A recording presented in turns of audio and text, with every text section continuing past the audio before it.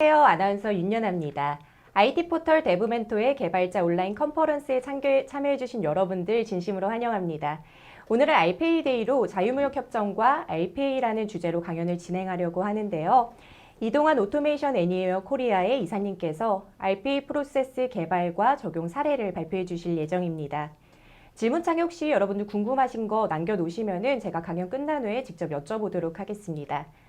이동환 이사님은 오토메이션 애니웨어 코리아의 제품 트레이너시며 삼성 KPMG 국제통상본부 FTA 컨설턴트 등을 역임 중이십니다. 그럼 이동환 이사님 소개해드리도록 하겠습니다.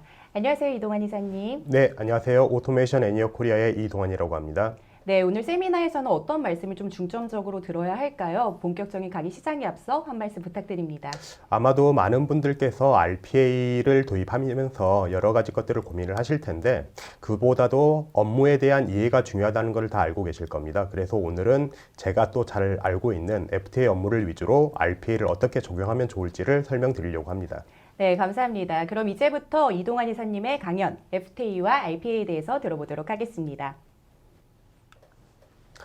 네, 많은 분들께서 RPA를 도입하시면서 여러 가지 계획들을 세우실 겁니다. 어떤 일을 하든지 간에 우리가 하고자 하는 그 목적을 설정하고 그런 것들을 그리기 위해서 우리가 지향하는 바들을 저기에 보이시는 다양한 사진처럼 여러 가지 플랜들을 가지시고 계획들을 하실 텐데 우리가 RPA도 마찬가지로 처음에 설계 단계에서부터 구현 단계까지 여러 가지 계획들 그리고 변화들이 있을 수가 있는데 일단 기본적으로 여러분들이 가지고 계신 업무 프로세스에 대한 기본적인 이해가 없으시다 그러면 다음 사진에서 보여드릴 이 사진과 같이 우리가 정말로 원했던 결과물이 아닌 여전히 뭔가 구현이 되어 있는 것 같지만 뭔가 만들어낸 것 같지만 실제로는 우리가 여전히 걸어서 올라가야 되는 저런 에스컬레이터가 될 수 있는 그런 결과물들이 나올 수가 있습니다. 그렇기 때문에 여러분들이 RPA를 도입하시기 전에 항상 여러분들이 하시고자 하는 업무 프로세스에 대한 정확한 이해가 필요하다는 말씀을 드리면서 제 소개부터 드리도록 하겠습니다. 일단 많은 분들께서 그 FTA가 어떤 것인지 뉴스를 통해서 또는 최근에 RCEP라는 그 세계 최대의 FTA 협정을 우리나라에서 맺으면서 뉴스를 통해서 이야기들은 들어보셨을 텐데요. 지금도 이미 이전부터 대한민국은 FTA 강국이기 때문에 FTA 관련된 업무들을 많이들 하고 계실 거예요. 제가 이 FTA에 대해서 말씀드릴 수 있는 이유는 일단 제 경력을 조금 설명드려야 될 것 같아요. 저는 오토메이션 애니어에서 제품 트레이너로 일을 하고 있지만 그 이전에 삼성 KPMG와 톰슨 로이터에서 FTA 업무를 한 8년간 진행을 했었고 한 EU FTA부터 시작을 해서 다양한 고객사들에서 실제 고객분들과 업무를 협의를 하면서 FTA 업무를 어떻게 대응할까를 고민을 해왔었고 그렇기 때문에 제가 가장 잘 알고 있는 업무를 RPA와 접목시켜서 설명드리면 좋겠다라는 생각을 가지게 돼서 오늘 세션을 준비하게 됐습니다. 일단 오토메이션 애니웨어는 그 RPA 제품 프로바이더로서 여러 가지 제품군들을 가지고 디지털 워크포스 플랫폼을 고객들에게 제공을 하고 있습니다. 그래서 밑에 보이시는 모든 제품이 클라우드에서 실행되는 엔드투엔드 지능형 자동화를 제공을 해드리고 있고 그 안에 자세히 살펴보시면은 프로세스를 발굴할 수 있는 디스커버리 봇이라든가 또는 언스트럭처드 데이터를 스트럭처드 데이터로 만들어줄 수 있는 IQ봇 그리고 여러분들이 가장 이제 많이 쓰고 있는 자동화 RPA 그리고 그렇게 만들어진 프로세스들을 우리가 분석할 수 있는 봇 인사이트 그리고 이미 만들어진 봇들을 여러분들이 그냥 내려받아서 여러분들의 회사에 맞게 사용하실 수 있는 봇 스토어 기능을 제공을 해드리고 있고 마찬가지로 여러분들이 혹시나 여러분들만의 어떤 프로세스를 또 봇 스토어에 올리실 수도 있기 때문에 저희는 전 세계에서 가장 많은 디지털 워크포스를 파견 보내는 게 오토메이션 애니어의 목표라고 말씀드릴 수 있겠습니다. 그래서 보시면은 디스커버리 봇 같은 경우는 여러분들이 아마도 이제 RPA를 어느 정도 도입하셔서 쓰시다 보면은 어떠한 문제에 부딪히게 되냐면은 앞으로 어떤 프로세스를 좀 더 발굴을 하고 그런 것들을 자동화를 할까라는 근본적인 문제에 보통들 부딪히세요. 그래서 그런 것들을 그러면 프로세스 자체도 우리가 RPA를 자동화하듯이 프로세스 자체도 자동으로 찾아보자 해서 나온 게 디스커버리 봇이라고 이해를 해주시면 될 것 같고요. IQ봇은 기본적으로 OCR과 머신러닝 기술을 이용을 해서 여러분들이 아마도 하드카피 문서 또는 PDF 문서, PDF 중에서도 스캔드 PDF 문서 이런 파일들을 많이들 다루시고 일반 유저분들이 그런 문서 안에 들어있는 데이터들을 직접 타이핑을 하셔서 시스템에 등록해야지만이 우리가 의미 있는 데이터로 사용할 수 있는 그런 경우들이 있으실 텐데 IQ봇이 그런 언스트럭처로 되어 있는 데이터들을 구조화된 데이터, 스트럭처 데이터로 만들고 RPA를 통해서 자동으로 할 수 있는, 그래서 IQ봇은 저희가 RPA 여정에서 어떤 그 브릿지, 교량의 역할을 한다라고 저희가 설명을 드리고 있습니다.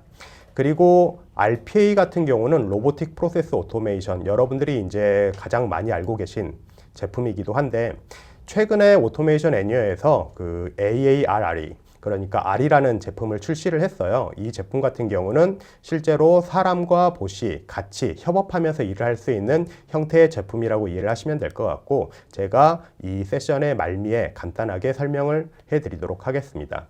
그리고 그보다 가장 중요한 게 결국은 여러분들이 이러한 프로세스를 만드시고 자동화를 하시는 여정 중에서 우리가 과연 이것들이 어느 정도의 ROI, 그러니까 내가 실제로 이 프로세스를 도입을 해서 어느 정도 효과가 있었는지, 그리고 그런 것들을 분석할 수 있게 도와드리는 봇 인사이트라는 제품군으로 형성이 되어 있고, 저희는 이것을 오토메이션 애니어 엔터프라이즈 디지털 워크포스 플랫폼이라고 부르고 있습니다.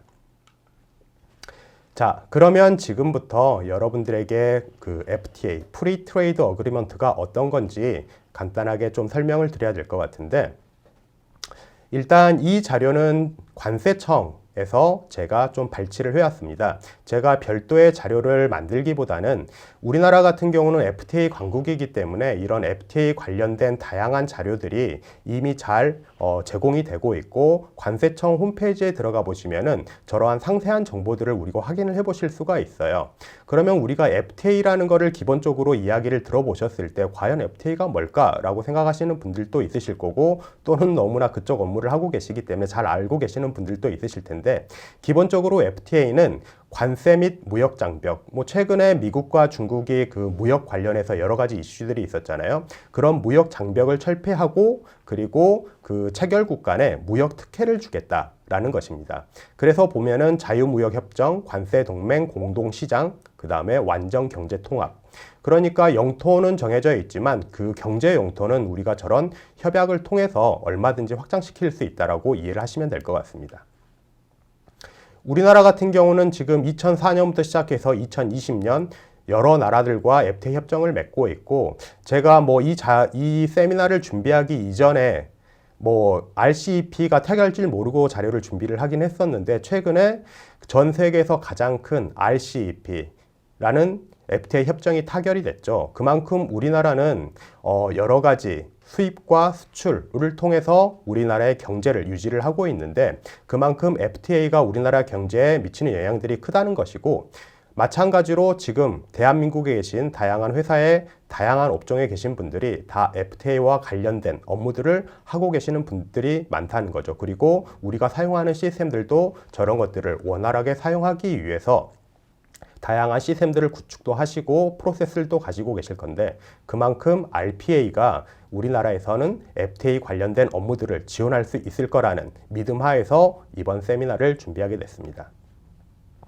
지금 보시면은 우리나라 FTA 발효구 현황 같은 경우는 캐나다, 미국, 중미 또는 싱가포르, 인도, 터키, 멀게는 EU까지 다 커버를 하고 있고, 최근에 타결된 RCEP 같은 경우는 총 15개국, 원래 최초의 그 계획을 할 때는 16개국, 인도를 포함해서 16개국이 참가를 했었는데, 최종적으로 서명에 참석한 국가는 인도를 제외한 15개국이 참여를 하게 됐죠. 그래서 그 15개국이 우리가 서로 경제 통합을 이뤄서 여러 가지 경제적 이득을 보고자 하는 게 기본적인 목적입니다.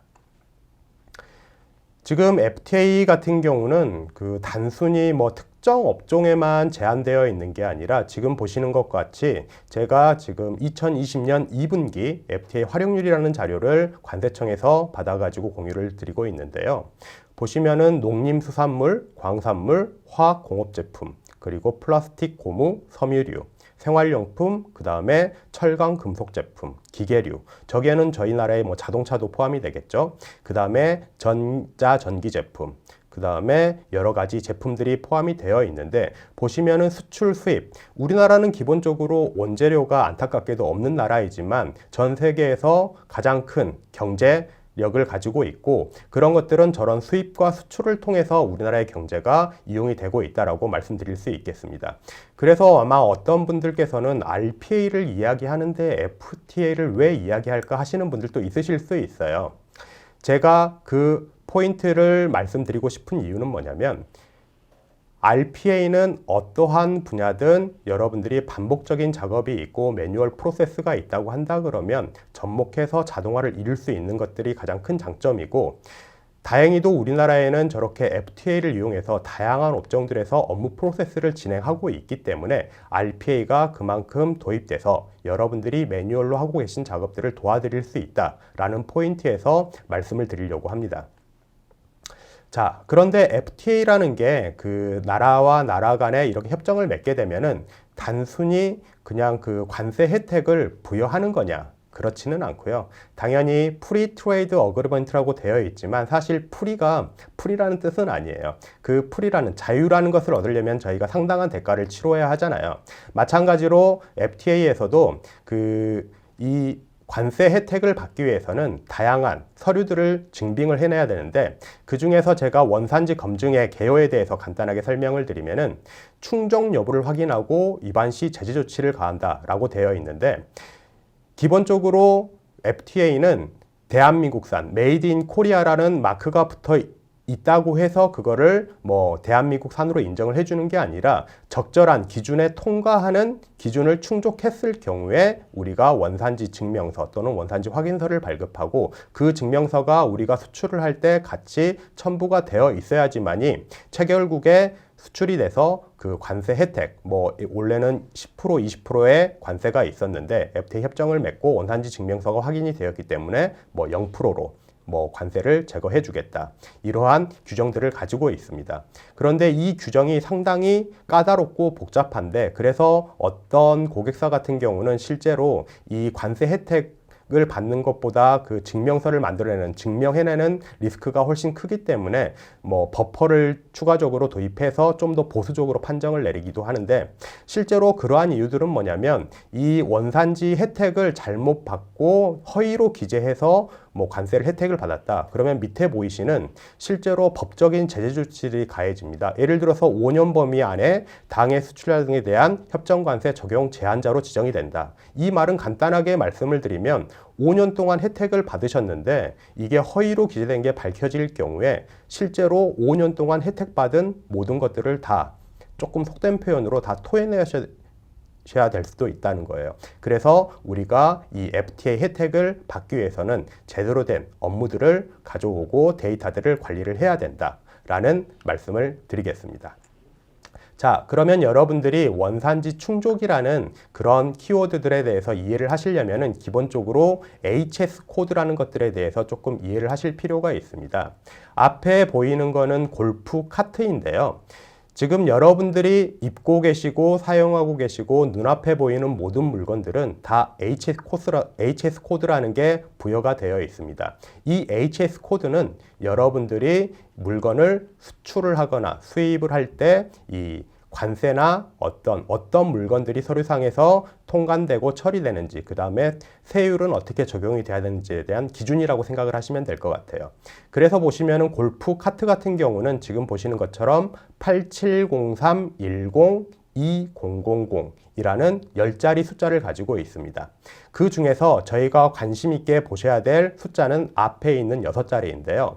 먼저 앞에 87이라는 숫자는 저희가 류라고 하고 있습니다. 그래서 이 류에는 보시면은 제87류 철도용이나 궤도용 외의 차량과 그 부분품 또는 부속품이라고 되어 있죠.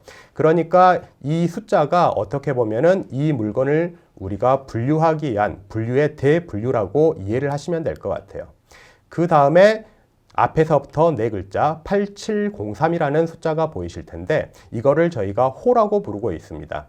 주로 이제 사람을 수송할 수 있도록 설계된 승용 자동차와 그 밖에 차량이라고 되어 있죠. 그래서 이제 숫자가 커질수록 점점 디테일해진다라고 이해를 하시면 될 것 같아요. 그리고 이제 6자리가 소호라고 하는데 저기에 나와 있죠. 설상 주행 차량, 골프용 차와 이와 유사한 차량, 여기에 골프용 차량이라고 나와 있죠. 저것이 870310이라는 숫자가 실제로 골프용 차량이고, 그러면 저 골프용 차량에 대해서 이제 우리가 국제 기준으로 FTA 어떤 세율이라든가 기준들을 정해서 그에 맞는 규정들을 저희가 이제 제시를 하고 있습니다. 그리고 뒤에 4자리, 추가적으로 4자리가 있는데 이거는 이제 HSK, 코리아라는 뜻인데 저 10자리는 대한민국 내에서 추가적으로 좀 더 상세한 분류를 통해서 관리하고 있는 번호라고 이해를 하시면 될 것 같습니다. 그래서 여러분들이 FTA를 이해하실 때는 기본적으로 저 국제 공통 6자리에 대해서 우리가 관심을 가지셔야 되는데, 일단 제가 여기에서 그 오토메이션 애니어에 4가지 제품의 마크를 앞에 붙여뒀어요. 그 이유가 뭐냐면은 우리나라 같은 경우는 물론 이제 다양한 제조업체들, 뭐 우리나라의 자동차 산업도 있고 전자 산업도 있는데, 이런 그 분류들을 하기 위해서 품목 분류라는 거를 저희 관세사님들께서 열심히 해주고 계세요. 근데 저 품목 분류라는 것을 하는 것 자체가 사실은 쉽지가 않습니다. 저도 실제로 철강 업체에 프로젝트를 나갔었는데, 실제로 저 HS 코드가 모든 제품마다 다 동일하게 부여가 돼야 되는데, 어떤 제품 같은 경우는 실제로 제품이 완성이 되고 그 제품을 검사를 통해서 이제 철강업종에서는 밀시트라고 하는데요. 밀시트라는 게 뭐냐면 그 제품 안에 들어있는 어떤 인장 강도라든가 그 다음에 포함되어 있는 성분들이라든가 이런 것들에 따라서 HS 코드가 동쪽으로 바뀌게 됩니다. 그 말인즉슨 뭐냐면 우리가 최종 완제품이 만들어지기 전까지는 HS 코드가 확정이 안 될 수도 있다는 얘기예요. 그러면 우리가 그런 것들을 자동화하는데 사람이 일일이 그 어떤 그 인장 강도나 시험 성적서들을 보고 일일이 본다는 게 사실 쉽지 않잖아요. 그럴 때 우리가 RPA를 통해서 자동으로 HS 코드를 부여를 하거나, 또는 회사에서 다양한 제품들, 원재료들을 구매해서 사용을 하실 텐데 항상 동일한 원재료만 사용하는 것도 아니잖아요. 어떤 우리가 연구 개발을 통해서 다양한 어떤 재료들을 변경을 한다거나 그럴 때 저런 제품들에 대한 HS 코드들에 대한 품번을 우리가 분류를 해야 되는데, 그때 제가 RPA 또는 IQ봇이라는 기능들을 통해서, 또는 A2019 같은 경우는 저희가 이제 지능형 RPA라고 이야기를 하고 있는데, 그런 기능들을 통해서 저런 품목 분류를 도와줄 수 있을 것 같다라고 생각을 해서 제가 앞에 저 로고들을 한번 넣어봤습니다. 자, 그러면은 저희가 일단 HS 코드라는 걸 알았으니까 그러면 FTA에서 저것들이 어떻게 적용되는지를 좀 아셔야 될 텐데, 지금 뭐 화면에 저 영상을 제가 띄워놓기는 했는데 보면은 FTA 협정별 원산지 기준 보기만 해도 정말 머리 아프고 아마 저게 무슨 말인가 싶으신 분들이 많으실 거예요. 뭐 순원가법 35%, 공제법 55%, 그리고 분명히 FTA에서 HS 코드만 알면 된다고 했는데 그 이유는 뭐냐면 협정별로 모두 다른 기준들을 가지고 있습니다. 그러니까 저희가 지금 뭐 저희가 핸드폰을 사용을 하고 있는데 이 똑같은 핸드폰이라고 하더라도 이게 어떤 나라로 갈 때는 한국산일 수도 있고 어떤 나라로 갈 때는 한국산이 아닐 수도 있다는 얘기예요. 그래서 협정별로 자국의 어떤 그런 것들을 보호하기 위해서 그런 FTA 협정을 맺을 때 서로 이제 협의를 하는 거고, 이런 정도의 수준이면 우리가 원산지로 인정해 주겠다. 그런 규정들이 각각의 협정마다 다 다르게 맺어져 있습니다. 그래서 보면은 기본적으로 원산지 규정에는 일반 규정과 품목별 기준이 있어요. 그래서 보면은 일반 기준에는 기본 원칙, 그 다음에 분야별 특례가 있고, 품목별 기준에는 세번 변경 기준, 부가가치 기준, 가공공정 기준이라는 게 나눠져 있습니다. 어려우시죠? 네, 원리만 이해하시면 그렇게 어렵지는 않은데, 일단 기본 원칙에서 완전 생산 기준이라고 이해가 보이실 거예요. 완전 생산 기준은 말 그대로 대한민국에서 씨앗이 나와서 어떤 대한민국에서 키워지고 그 제품이 최종적으로 수출이 나갈 때 그런 것들을 완전 생산이라고 하는데, 여기에서도 오해를 하시면 안 되는 게, 사실 씨앗 같은 경우도 해외에서 들어와 가지고 이게 이제 우리나라에서 키워져서 나가는 경우들이 있어요. 그러면 그러한 것 또한도 규정에 따라서는 실제로 국내산이, 그러니까 대한민국산이 아닐 수 있다는 거죠. 그래서 협정별로 저런 것들을 세세하게 따질 필요가 있습니다.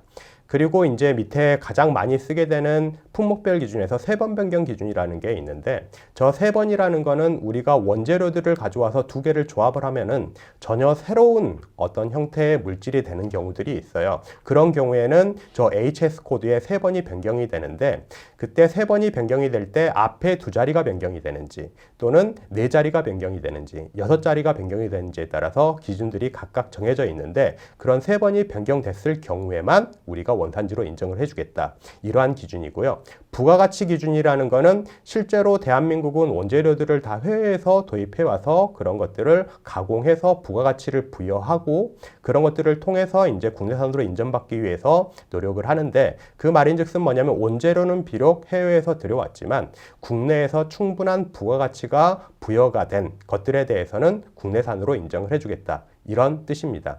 그래서 여러분들이 이런 원칙들에 대해서 제대로 이해하지 못하시고 RPA 프로세스를 적용하려고 하시면은 아마 상당히 어려우셨을 거예요. 그래서 제가 오늘 이런 자리를 준비한 거고, 사실 제가 이렇게 뭐 설명을 드리지만 한 번에 다 이해하시기는 어려울 거라고 생각은 하지만, 여러분들이 또는 이런 RPA를 도입을 하시려고 하실 때, 저런 것들을 우리가 이러이러한 기준들이 있으니까 그러면 RPA로 어떤 식으로 접근을 하면 좋겠다라는 인사이트만 얻으셔도 오늘 세션은 성공적이라고 저는 개인적으로 생각을 합니다. 자, 그러면은 이제 많은 분들께서 FTA 업무에 대한 전체적인 프로세스들에 대해서 조금 궁금해 하실 건데요. 아마도 많은 회사들에서 수출업체 같은 경우는 이러한 프로세스들을 가지고 FTA 업무를 관리를 하고 계실 거예요. 자, 보시면은 우리가 어떤 그 원산지 규정들이 있었고, 그 중에서 뭐 3번 변경 기준이나 부가가치 기준들이 보여주셨을 텐데, 그러한 것들을 결국 계산을 해내려면은 저희가 ERP 시스템 또는 생산 시스템 또는 구매 시스템 또는 수출입 시스템, 다양한 업무 시스템들에서 그런 것들을 계산해내기 위한 기본적인 기초 데이터들을 다 추출을 하셔야 됩니다. 그리고 이미 어떤 회사들 같은 경우는 FTA 시스템을 도입을 해서 그러한 것들을 자동으로 인터페이스 할 수 있는 기능들을 구현을 해 두셨고, 그것들을 통해서 이제 데이터들을 추출을 하실 텐데, RPA도 마찬가지로 가장 잘할 수 있는 것들이 반복적인 작업들, 저런 인터페이스 업무 또는 레거시 시스템에서 내가 반복적으로 어떤 데이터를 뭐 카펜 패스트 한다거나 아니면 인터페이스를 해온다거나, 그런 경우에 가장 잘 할 수 있는 부분이죠. ERP 인터페이스가 첫 번째 단계일 거고, 그 다음에는 기준정보 관리입니다. 여기서 말하는 기준정보 관리라는 거는 말 그대로 아까도 앞에서도 보셨지만 FTA별로, HS 코드별로, 품목별로 다양한 협정들 기준이 있었고, 원산지를 확정 짓는 기준들이 다 달랐잖아요. 이런 것들이 다 어디에선가는 정보가 제공이 되고 있는데, 그게 우리 회사 또는 내가 만들어 수출을 하려고 하는 제품들에 적용이 돼서 관리가 돼야 되는데, 이것 또한 이 HS 코드 자체도 5년마다 업데이트가 이루어져요. 그래서 이제 HS 코드 코릴레이션이라고 하는데, 이 HS 코드 자체가 업데이트가 되게 되면 이런 것들을 또 다시 매핑을 해줘야 되는 그런 반복적인 업무들이 발생이 되거든요. 그때도 마찬가지로 시스템이 있으시다 그러면 시스템을 통해서도 관리를 하실 수가 있겠지만, 제가 알기로 많은 현업 담당자분들께서 저런 기준 정보들을 오늘 또 누군가는 이제 웹사이트에 들어가셔가지고 우리 회사의 기준이 이게 맞는지 확인을 아마 하고 계실 겁니다. 그런 것들을 RPA를 통해서 도움을 받으실 수 있을 것 같고, 자, 그 다음에 이제 구매 원장. 결국은 원재료들이 어디선가에서는 협력업체나 아니면 해외에서 수입이 돼서 구매를 통해서 우리 회사로 들어오게 될 거고, 내가 최종 완제품을 만들 때 그러한 재료들이 들어가게 될 텐데, 그때 다양한 원재료들에 대한 정보들이 있으실 거예요. 근데 여기서 구매 원장 정보가 필요한 이유는 뭐냐면은, 내가 최종 완제품을 만들려고 하는데 내가 납품받은 원재료들이 한국산이냐 아니면 수입산이냐에 따라서 당연하게도 최종 완제품의 한국산 여부, 그러니까 충족 여부가 달라질 수가 있겠죠. 그렇기 때문에 협력업체에게 저런 확인서, 증명서라는 걸 수취를 해야 되는데, 많은 회사들에서 이미 FTA 시스템을 도입을 하셔가지고 데이터들을 입력을 받고 계세요. 그런데 문제는 저 데이터들을 입력을 하실 때 보통 많은 회사들이 PDF 형태로 데이터들을 전달을 해 주십니다. 그러면 담당자는 그것들을 다 눈으로 보고 시스템에 넣어줘야지만이 내가 시스템 상에서 그러한 데이터들을 관리하고 그것들을 통해서 이 원산지 충족 여부를 계산해낼 수가 있는데, 뭐 좀 이제 파워가 있는 회사라고 한다 그러면 그런 회사들은 이제 다들 그 밑에 업체들한테 다 입력을 하라고 하겠지만, 때에 따라서는 내가 물건을 구매해오는 어떤 회사가 나보다도 훨씬 더 큰 회사인 경우들이 있어요. 그런 데에다가 데이터를 입력해달라고 하면은 잘 입력을 안 해주시겠죠. 그래서 오늘 또 누군가는 그 데이터들을 보시면서 아마 그 시스템에 넣고 이게 원산지가 맞는지 아마 그런 것들을 확인을 하고 계실 겁니다. 그리고 그런 것들을 수불 관리를 통해서 이제 최종적으로 우리가 고객에게 인도하기 위해서는 그 매출, 그러니까 이 제품이 어느 나라로 나가는지, 그리고 어떤 FTA가 적용이 돼야 되는지, 예를 들어서 내가 자동차를 만들어서 미국으로 수출하느냐 아니면 터키로 수출하느냐 아니면 중국으로 수출하느냐에 따라서 적용되는 협정들이 다르잖아요. 그러면 그 매출이 어느 나라로 일어나는지 확인을 하고, 그리고 그 매출에 X업하고 F업이야 이제 공장도 가격이냐 뭐 인도 조건 이런 것들을 따지실 텐데, 그거에 따라서도 이제 이 부가가치를 계산을 할 때는 그 판가, 우리가 보통 판매가라 그러죠. 그 판가에 따라서 결과들이 달라질 수 있기 때문에 이런 매출 정보들을 확인하시고 그제서야 이제 원산지 판정을 우리가 하실 수가 있는 거예요. 그러면 그 판정 여부에 따라서 우리가 이제 관세 혜택을 받으실 수도 있고 못 받으실 수도 있고, 그래서 전체적인 프로세스는 지금 보시는 것처럼 총 9단계로 이루어지게 되는데, 실제로는 저보다도 훨씬 복잡한 여러 단계의 프로세스들이 이루어지고 있습니다. 그래서 좀 더 자세하게 보시면 사용되는 데이터 자체가 뭐 쉽게 말씀드리면 뭐 생산업체, 뭐 제조업체라고 한다 그러면 기본적으로 회사에서 사용되는 중요한 정보들이 다 필요하다라고 이해를 하시면 될 것 같아요. 일단 마스터 데이터, 구매 데이터, 그리고 BOM, 비일 오브 머티리얼이라고 하죠. 우리가 수불부, 뭐 BOM 이런 정보들도 당연히 필요한 거고, 마찬가지로 FTA 협정과 관련된 정보들, 그 다음에 FTA 협정에 대한 HS 코드별 PSR, 그러니까 원산지 충족 기준, 룰 이런 것들이 다 관리가 돼야 되는 거고, 그 다음에 인터페이스, 그 다음에 앞에 잠깐 말씀드렸던 협력사들로부터의 수치한 확인서들. 근데 이 확인서들도 우리가 물품을 뭐 계속 구매를 하잖아요. 예를 들어서 뭐 1월 1일부터 뭐 3월까지 구매한 원재료들이 있을 거고, 또 3월부터 6월까지 구매한 원재료들이 있을 건데, 이게 1월부터 3월까지 구매한 것들은 뭐 한국산이었어요. 근데 이게 그 공급업체가 달라져서 3월부터 6월까지 뭐 구매한 원재료는 이게 외국산이다. 그러면 나의 최종 완제품 결과가 달라질 수 있기 때문에 FTA에서는 그러한 수불 현황들을 주기적으로 관리를 하셔가지고 내 최종 완제품이 정말로 영내산으로 그 관세 혜택을 받을 수 있는지를 주기적으로 계속 체크를 해 주셔야 됩니다. 여기서 말씀드리는 주기적으로 반복적으로 가장 잘할 수 있는 게 RPA잖아요. 그래서 그러한 작업들을 우리가 도와드릴 수 있다라고 해서 전체적인 흐름을 보여드리는 거고, 최종적으로 저기에 보시면 이제 증명서라는 걸 발급을 하셔야지 여러분들이 최종적으로 관세 혜택을 받으실 수가 있는데, 이 증명서를 발급하는 것도 이제 그 직접 발행을 하는 것도 있고, 기관 발급이라고 해가지고 대한상공회의소나 관세청, 유니패스 아마 많이들 들어보셨을 거예요. 이런데 인터페이스를 해서 데이터를 등록을 하셔야 되는데, 결국 저것도 자동으로 데이터가 등록이 되지 않는다 그러면 담당자분이 유니패스에 로그인을 하시고 데이터를 한 건 한 건 등록을 하셔야 되는데, 우리나라 업체들이 데이터를 뭐 한 건만 넘기는 게 아니잖아요. 뭐 몇천 건, 몇만 건을 한 번에 뭐 컨테이너에 실어서 날려보내거나 또는 뭐 비행기에 실어서 날려보내는데, 그걸 어떻게 일일이 한 건씩 등록을 하시겠어요. 그래서 다양한 시스템들이 개발이 되어 있는데, 그럼에도 불구하고 저런 것들이 상황에 따라서 조건에 따라서 조금씩 달라질 수가 있기 때문에 그런 것들을 또 유연하게 대처를 하려면은 RPA가 도와드릴 수 있는 부분들이 있다라고 말씀을 드리도록 하겠습니다. 그래서 FTA 양식에는 다양한 양식들이 있는데, 첫 번째가 원산지 증명서. 원산지 증명서라는 거는 결국은 우리가 최종 수출을 할 때 수출자 또는 수입자가 저런 것들을 제시를 하게 되면은 이제 관세 혜택을 받는 거고, 더불어서 우리가 그 원산지 포괄 확인서라는 게 있어요.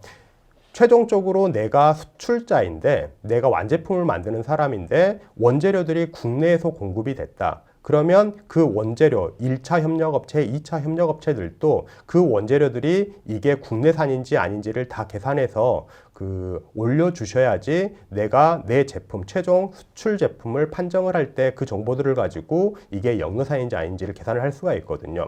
저 부분을 우리가 지금 매뉴얼로 사람들이 아마 등록을 하고 계실 거고 시스템을 사용한다고 하셔도 여전히 매뉴얼 작업들이 포함이 되어 있는 거죠. 그것들을 우리가 원산지 포괄 확인서라고 이야기를 하고 있고 원산지 포괄 확인서는 기본적으로 1년 동안 유효합니다. 근데 뭔가 변경사항이 생겼다 그러면 당연히 재발급을 해주셔야겠죠.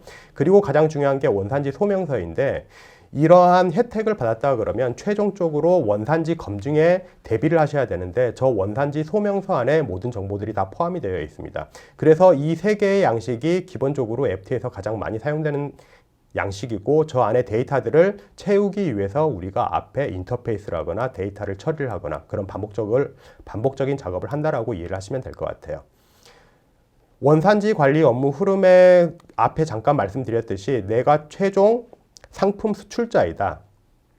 그러면 상품 수출자가 제품을 판정을 하기 위해서는 결국은 이런 주요 협력사들로부터 이런 원산지, 소명서, 확인서들을 받아야 되는 거고 또 이 업체들은 그 밑에 있는 부품 협력사들로부터 데이터들을 받아야지 최종적으로 상품 수출자가 여기에 보이시는 원산지, 증명서라는 거를 만들어서 관세 혜택을 받으실 수가 있는 거죠. 이게 다만 국내에서만 일어나는 게 아니라 특히 RCEP 같은 경우는 이제 다자간 무역 협상이잖아요. 그러니까 우리나라의 경제 영토가 넓어졌다라고 이해를 하시면 될 것 같고 그러면 RCEP를 기준으로 간단하게 설명을 드리면은 우리가 예를 들어서 중국의 어떤 물건을 수출을 하는데 이 원재료가 일본에서 왔거나 또는 어디 태국에서 왔다. 그러면 그러한 원재료들도 이제 국내산으로 인정이 되기 때문에 중국으로 수출을 할 때 우리가 관세 혜택을 받을 수 있는 그런 컨셉이라고 이해를 하시면 될 것 같습니다. 그러면 이제는 단순히 한국에서만 일어나는 그런 데이터들만 관리하는 게 아니라 수출 수입이 일어나지만 그게 RCEP, 그러니까 경제 영토 안에서 일어나는 것들이다 한다 그러면 우리가 또 원산지 규정을 받아가지고 당연히 어떤 태국에 있는 어떤 업체들한테 우리가 원산지 확인서 또는 원산지 증명서들을 받아가지고 만약 그런 것들이 뭔가 문제가 있고 내가 원산지 판정을 하려고 하는데 최신 정보가 아직 등록이 안 됐다 그러면 다시 또 담당자한테 메일을 보내거나 노티스를 하시는 이런 과정들의 반복이라는 거죠. 그래서 제가 간단하게 이렇게 사진으로 그림으로 그려두었는데 이러한 것들이 정상적으로 다 처리가 되시려면은 이 안에서 다양한 업무 프로세스들이 반복적으로 담당자한테 얼라시 되고 그 데이터들이 수집이 돼서 우리가 원활하게 FTA를 수행할 수 있다라고 말씀드릴 수 있을 것 같습니다. 그러면 이 원산지 확인서를 수취할 때 지금 많은 분들께서 매뉴얼로 작업을 하고 계신 부분들이 있을 건데 그거는 뭐냐면 사람들은 저기 보이시는 것처럼 문서에 들어있는 데이터들을 눈으로 보고 금방 이해를 하실 수가 있지만 결국 우리가 RPA, 로봇한테 일을 시킬 때는 저 로봇들이 저 텍스트들을 자동으로 인지하고 그것들이 뭔가 데이터화 될 수 있을 때 우리가 자동으로 할 수가 있잖아요. 그래서 IQ봇은 Unstructured Data, 그러니까 저런 문서들, 그러니까 원산지 확인서나 증명서들을 학습을 통해서 저렇게 구조화된 데이터, 스프레드 형태의 테이블 데이터로 만들게 되면은 우리가 저 데이터들을 시스템으로 집어넣는 게 원활하겠죠. 그래서 그것을 IQ봇으로 도와드릴 수가 있고 또 하나는 제가 이제 R이라는 제품에 대해서 간단하게 설명을 드릴 건데 지금 보시는 화면은 제가 이번 세션을 준비하면서 간단하게 만든 자료입니다. 보시면은 이제 기본적으로 원산지 소명서를 기준으로 제가 한번 저 샘플을 만들어 봤는데 원산지 소명서 안에 표시되는 다양한 데이터들이 회사에서 사용되는 다양한 수출입 정보들 물품의 가격 정보라든가 사업자 등록번호, 그 다음에 어떤 사업자 등록번호는 영업 시스템에서 넘어올 거고, 그 다음에 생산 시스템에서 어떤 품명이나 규칙 또는 저런 어떤 원재료 명세서들, BOM. 그러니까 내가 핸드폰을 만들면 그 핸드폰 안에 배터리도 있을 거고, 화면도 있을 거고, 버튼도 있을 거고, 부품 소재들도 있을 건데, 그러한 BOM 정보들. 그 다음에 또 원산지를 판정을 했으면 원산지 판정에 완전 생산 기준으로 충족을 했는지, 3번 변경 기준으로 충족을 했는지, 이러한 다양한 정보들이 다양한 시스템들에서 오게 돼요. 이거를 사람이 일일이 하나하나 시스템에 들어가 가지고 다 확인을 한다는 건 사실 쉽지가 않죠. 그렇기 때문에 RE를 통해서 저 하나의 뷰를 통해서 여러 개의 시스템에 자동으로 조회를 하고 저 정보들을 하나의 시스템에 보여서 우리가 사용자가 좀 더 쉽게 그런 정보들을 확인할 수 있다고 말씀을 드릴 수 있을 것 같습니다. 그래서 제가 간단하게 FTA 영상은 아니지만 간단하게 RE가 작동되는 영상을 한번 준비를 해봤는데요. 실제로 지금 저 봇이 실행이 되면서 저 안에 이제 입사, 예정, 날짜라는 것을 입력을 하게 되고 이름과 성을 입력을 하고 주소를 입력을 하게 되면 실제로 저 화면에만 데이터를 입력을 해주게 되면 저 봇은 자동으로 SAP라는 ERP 시스템에 접속을 해서 계정을 생성하고 그 결과를 알려주는 형태로 진행이 됩니다. 물론 제가 저렇게 입력을 했을 경우에 저거를 SAP만 입력을 하는 게 아니라 때에 따라서는 뭐 다른 어카운트들이 있다, 다른 어플리케이션이 있다 그러면 사용자는 다양한 시스템에 일일이 다 들어가서 확인을 하는 게 아니라 저기 하나의 화면에다만 정보를 제공을 하게 되면은 여러 개의 시스템들의 사용자의 계정들을 생성하실 수가 있는 거죠.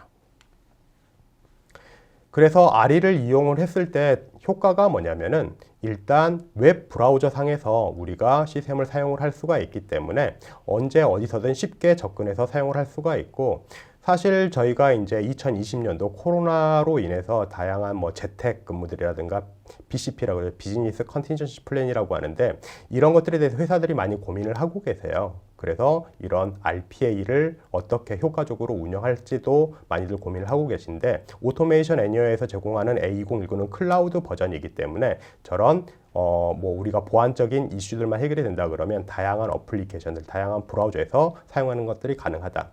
그리고 RE를 쓰면 또 좋은 게 인간과 디지털이 서로 협업해서 효과를 높일 수 있다라고 이야기를 하고 있습니다. 그래서 어떤 우리가 뭐 요즘 군대에서 증강이라고 하잖아요. 그래서 나의 힘을, 나의 파워를 증대할 수 있는 그런 용도로도 우리가 이런 RPA 제품들을 사용하실 수 있다라고 이해를 하시면 될 것 같고 최종적으로는 우리가 RPA를 사용을 하는데 실제 비즈니스 유저가 쉽게 사용할 수 있어야 되잖아요. 그래서 제가 뭐 봤을 땐 제가 뭐 오토메이션 애니어 직원이기도 하지만 저희가 이번에 출시한 RE라는 제품이 그런 부분에 좀 더 어떤 좀 가장 효과적인 어떤 내용들을 베니핏들을 드릴 수 있지 않을까 좀 조심스럽게 말씀드려 봅니다.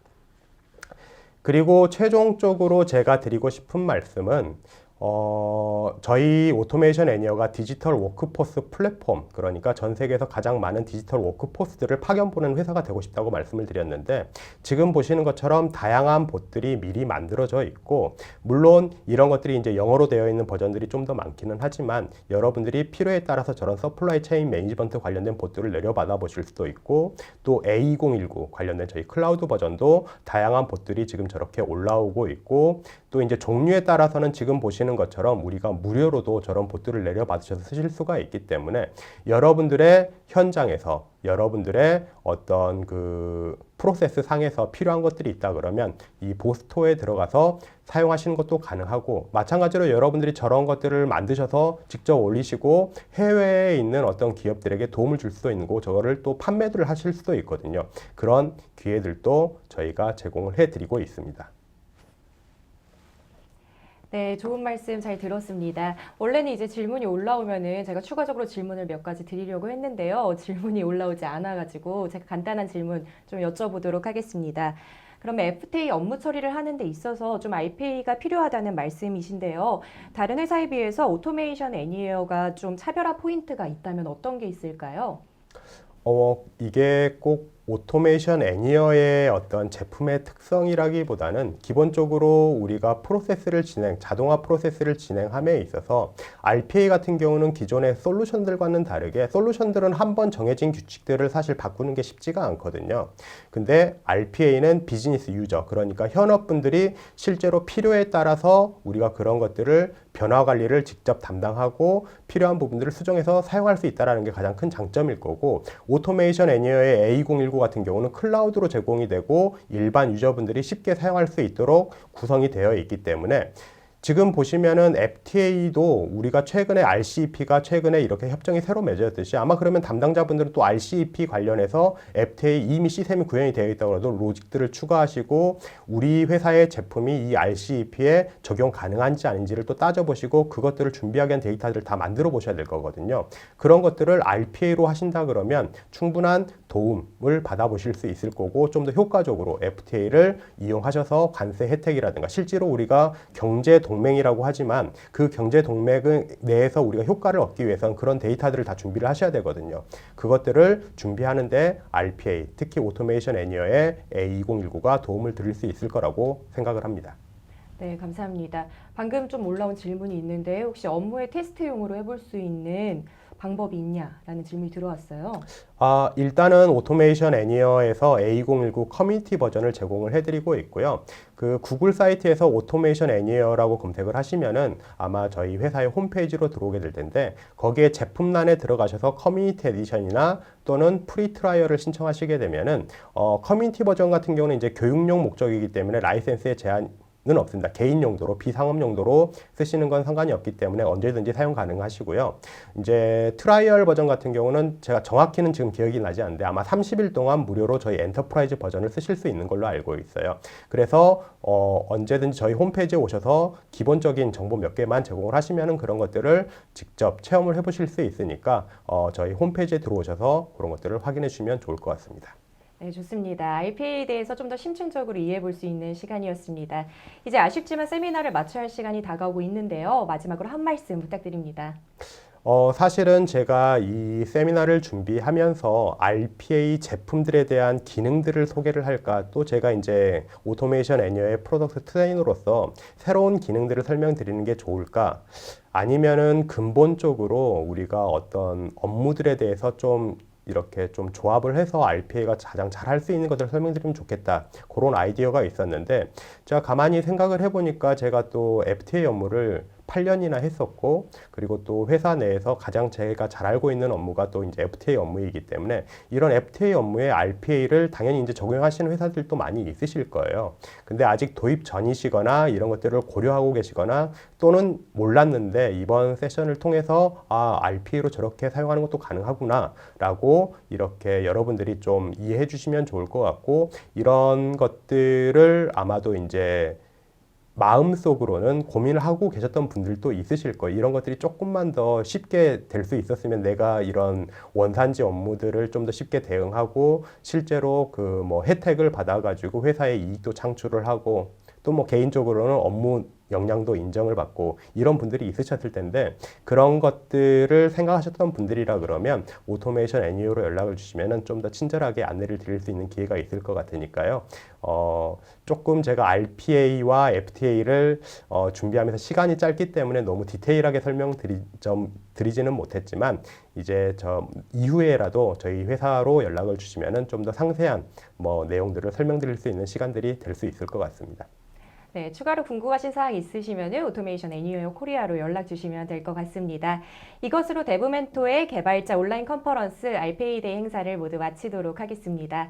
23일 데브옵스 데이 등 추가로 진행되는 행사에도 많은 관심 부탁드립니다. 데브멘토는 항상 새로운 아이템으로 찾아뵙도록 하겠습니다. 지금까지 아나운서 윤연아였습니다. 고맙습니다.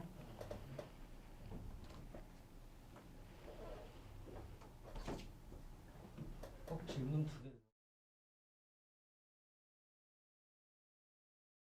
추가 질문이 있어서 잠깐만 이제 질문하고 마치도록 하겠는데요. 잠시만요. 네, A 2019와 2011 제품 차이가 많이 있냐는 질문이 들어왔습니다.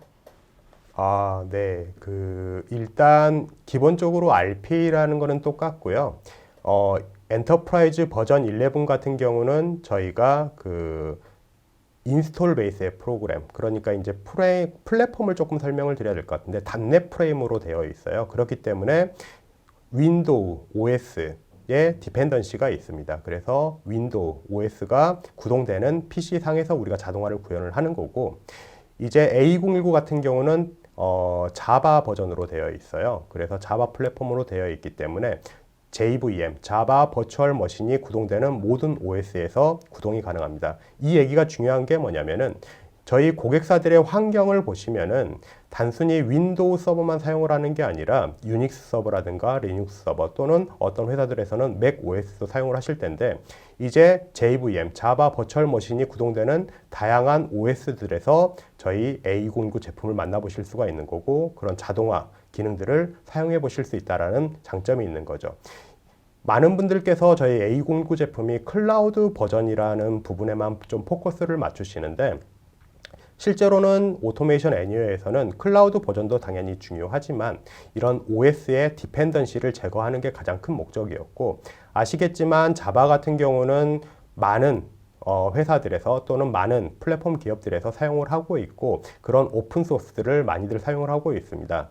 오토메이션 애니어가 AI를 가장 잘하는 회사는 아니에요. 물론 저희보다 훨씬 더 AI를 잘하는 또는 NLP를 잘하는 그런 회사들이 유수히 존재하는데 저희 회사 오토메이션 애니어에서는 그렇게 잘 만들어지는 그런 AI 기술들이나 또는 NLP 기술들을 실제 디지털 워크포스를 사용하는 그런 디지털 워크포스를 만들어내는 분야에 쉽게 사용할 수 있도록 플랫폼을 제공해 드리고 있다라고 이해를 하시면 될 것 같고 유저 입장에서는 그런 기술들을 뭐 복잡하게 소스 코드를 까고 API를 설정을 해서 플랫폼에 담아가지고 서비스를 올리고 이런 게 아니라 단순하게 드래그 앤 드랍만으로 나만의 프로세스를 만드시는데 거기에 AI 기술이 필요하다. 그러면 그 기술들을 간단히 드래그 앤 드랍해서 내 프로세스를 만들 수 있다는 가장 큰 장점이 되겠습니다.